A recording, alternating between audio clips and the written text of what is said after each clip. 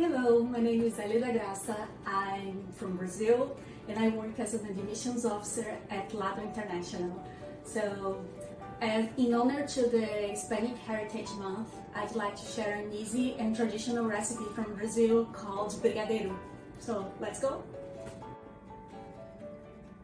For this recipe, you will need these ingredients: sweet condensed milk,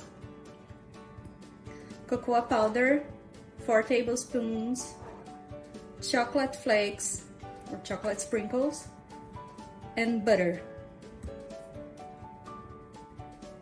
In a small saucepan, you add the condensed milk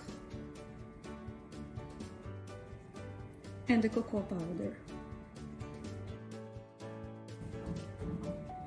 Use a spatula to mix it, and if it's going to take a while, keep mixing until it starts to boil, and you see when you do this, you can see the bottom of your saucepan. Then you know that it's ready. Never stop mixing, otherwise it's going to burn it. Use the butter to grease the plate and put your brigadeiro and wait for it to cool it down.